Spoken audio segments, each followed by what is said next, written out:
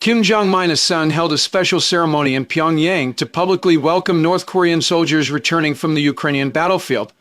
This welcome ceremony is more impactful than any diplomatic statement. It is equivalent to North Korea declaring to the world a rallying event for the Russia-North Korea alliance. Let's look at the results achieved on the battlefield. Mine clearance on the Russia-Ukraine battlefield is known as the most difficult in history. The mines laid by the Ukrainian military in Kursk include both old Soviet-era equipment and the latest N8EO explosive devices. What's even more ruthless is that the Ukrainian military has hidden mines in civilian items, children's toys, and even the bodies of fallen soldiers. Mine clearance operations are exposed to harassment by Ukrainian military drones throughout the process. It was under such life-death circumstances that the 528th Engineering Regiment of North Korea cleared 40,000 hectares of land over more than 120 days and destroyed a total of 1.5 million explosive devices. In 2024, Russia and North Korea signed a strategic partnership agreement, whose core content is that if one party is attacked, the other party will provide military assistance. As soon as the agreement was signed, North Korea quietly gave Russia a heavy gift, according to revelations from South Korea's intelligence agencies. North Korea has sent as many as 15,000 soldiers to participate in the war in Ukraine to fight tough battles, alongside the Russian military.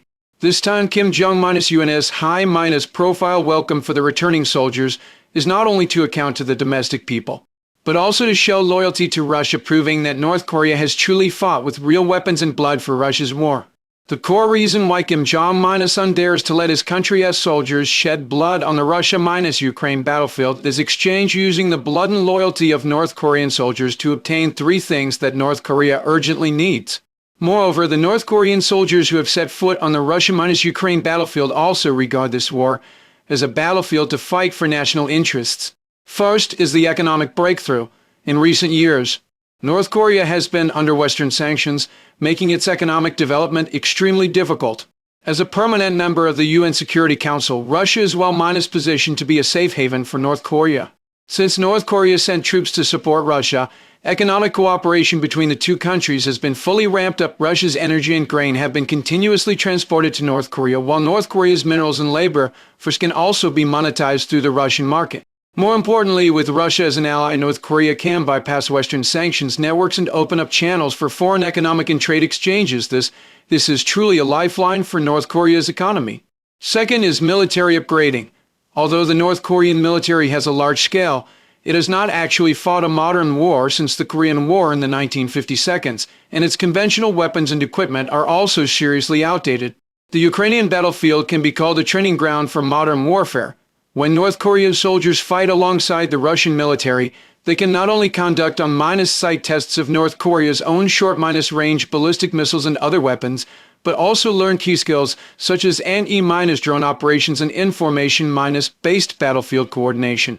More importantly, Russia and North Korea have restarted military cooperation that was suspended since the Soviet era, and Russia is very likely to transfer advanced weapons technology to North Korea.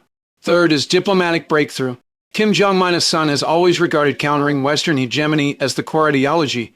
In North Korea's view, Russia's war in Ukraine is a just war against the West.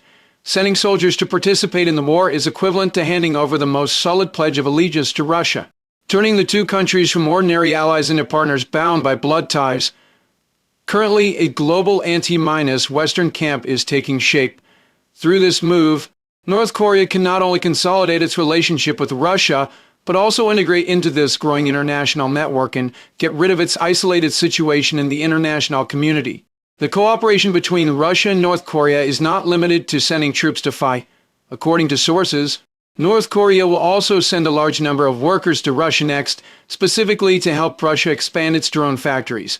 Russia is short of labor and production lines, while North Korea is short of technology and experience. Both sides hit it off immediately. This not only helps Russia increase drone production capacity, but also allows North Korea to take the opportunity to learn drone manufacturing technologies, which can then be applied to its own military industry system. In addition, governors and economic officials from Russia's Far East region have frequently visited North Korea, and cooperation between the two countries in overseas labor resources and trade is also advancing at an accelerated pace. Russia and North Korea are deeply integrating in all aspects: military, economic, and political. In the final analysis, Kim Jong-un's move is both risky and bold. With the casualties of thousands of soldiers, he has gained a breakthrough in economic sanctions, an upgrade in military technology, and a voice in geopolitics. For North Korea, although the casualties of its soldiers seem to be a heavy price, it is actually the optimal solution in a desperate situation.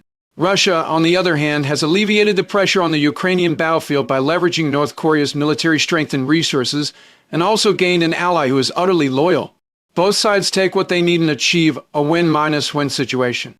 In the future, the Russia-North Korea relationship will only grow closer. When the war in Ukraine ends, their cooperation may shift from military to more long-term economic and technological ties. North Korea will accelerate its development with the help of Russia, and Russia will build North Korea into its strategic pivot in Northeast Asia. All of this will profoundly affect the global geopolitical pattern. The strength of the anti-Western camp is quietly growing, and it will become increasingly difficult for the West to continue isolating North Korea and containing Russia. From aiding Vietnam in the 1960s to aiding Russia today, the logic behind North Korea's overseas military operations has never changed. It is not about blindly expanding influence, but about exchanging the smallest cost for the greatest strategic interests. This time, North Korea has achieved a rebound in economic growth, a leap in military technology, an expansion of diplomatic space, and even broken through Western sanctions and blockades while binding Russia's. A major power is an ally. Amid the great power game between China, the United States, and Russia, North Korea has found its own foothold for survival, becoming a typical case of a small country using its strength to compete with major powers and achieve a precise breakthrough in the great power game.